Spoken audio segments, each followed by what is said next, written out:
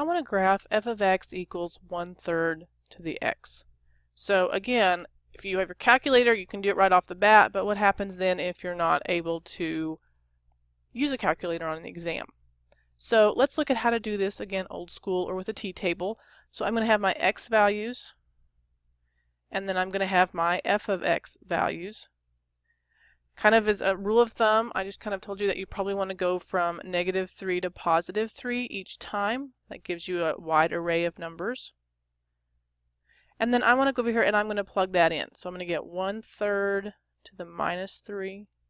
I'm going to get 1/3 to the -2, 1/3 to the -1, and then this one's, and so on and so forth. It's nothing fancy. I just want to make sure we're all on the same playing field as we start to evaluate these numbers.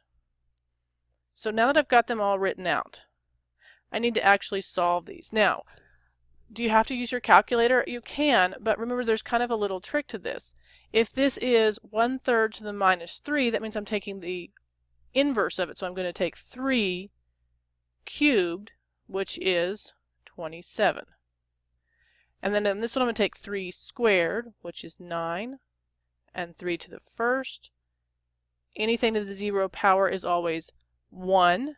This is straightforward. This is 1 over 3 to the first, 1 over 3 squared, and 1 over 3 cubed. Now, kind of as a reminder, this is what I did. I said that if I have 1/3 to the x, that's going to be the same thing as 3 to the -1, right? That would be inverting it to the x power, which is the same thing as 3 to the -x.